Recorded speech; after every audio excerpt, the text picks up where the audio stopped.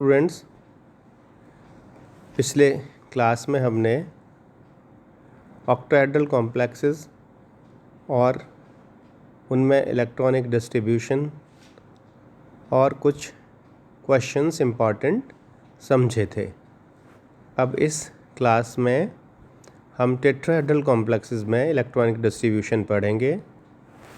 तो चतुष्फल के संकुलों में जो डेल्टा टी है उसका मान हमेशा पाई से कम होता है। तो इस प्रकार जो टेट्राहेड्रल कॉम्प्लेक्सेस होंगे वो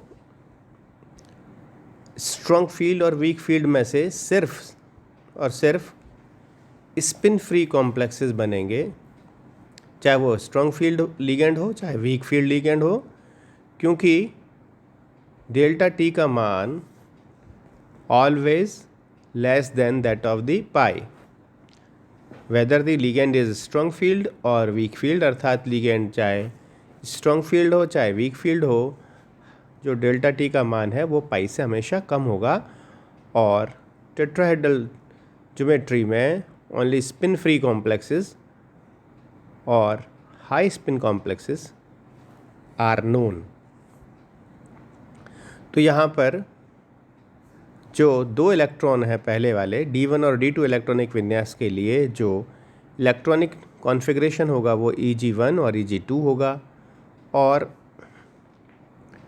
D3 D4 और अप टू D10 तक जो इलेक्ट्रॉनिक विन्यास होंगे वो सिर्फ स्पिन फ्री कॉम्प्लेक्सेस बनाएंगे, जैसा कि टेबल 2.2 से दिखाया गया है। तो यहाँ पर पहले कॉलम में D electrons in metal ion है, दूसरे में इसमें Eg कक्षकों में इलेक्ट्रॉनिक डिस्ट्रीब्यूशन है, तीसरे कॉलम में 2,2G कक्षकों में इलेक्ट्रॉनिक कॉन्फ़िगरेशन है, और लास्ट वाले कॉलम में CFSE का मान दिखाया गया है। तो यहाँ D1 के लिए जैसा दिख रहा है साफ, Eg1 हो गया, T2G 0 हो गया।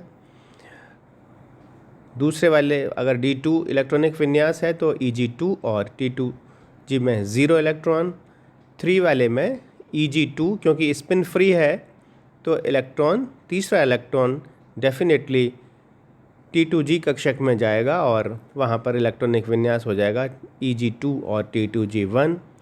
फिर फोर्थ या D4 इलेक्ट्रॉनिक विन्यास में Eg2 T2G2, D5 में Eg2 T2G3, और फिर एक एक इलेक्ट्रॉन युग्मित होता जाएगा। D6 इलेक्ट्रॉनिक विन्यास में T2G में 3 इलेक्ट्रॉन जाएंगे, D7 इलेक्ट्रॉनिक विन्यास में T2G में फिर 3 इलेक्ट्रॉन जाएंगे, D8 इलेक्ट्रॉनिक विन्यास में Eg में सारे इलेक्ट्रॉन युग्मित हो जाएंगे, जैसा कि 7 में भी था।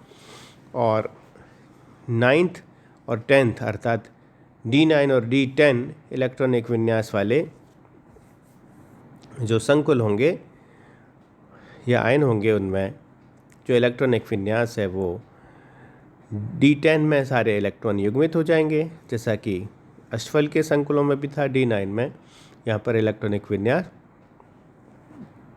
Eg4 और T2G5 होगा। CFSE में जो मान है वो D1 के लिए -0.6 delta T,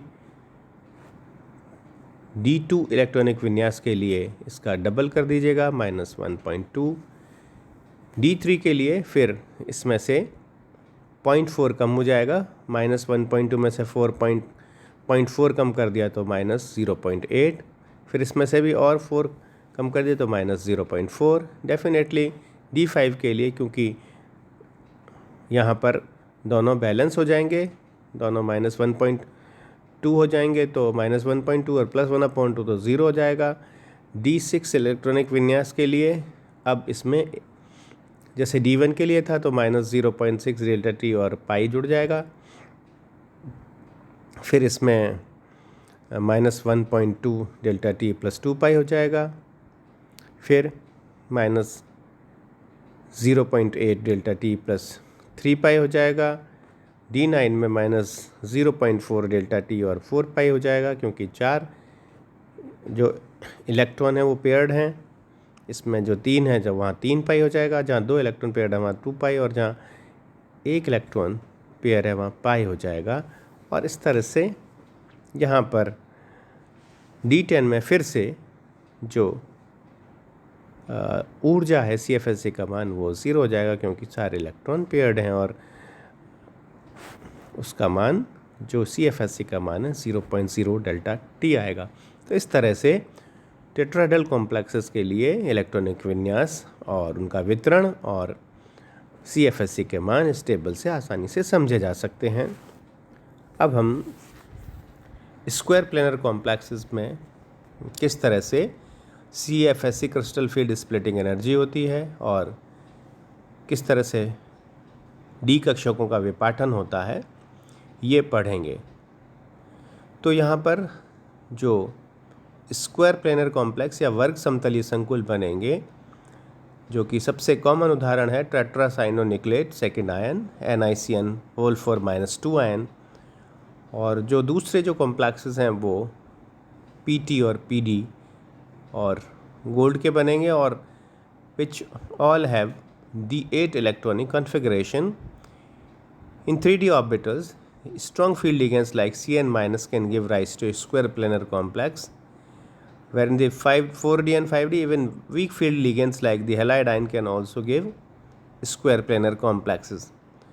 So square planar complexes are formed by usually D8 electronic configuration ions, and most commonly examples are nickel, palladium, platinum and gold. इस तरह से स्क्वायर प्लेनर कॉम्प्लेक्स बनाएंगे। नेक्स्ट क्लास में हम स्क्वायर प्लेनर कॉम्प्लेक्सेस में किस तरह से क्रिस्टल फील्ड विपाटन होगा उसको समझेंगे। Thank you.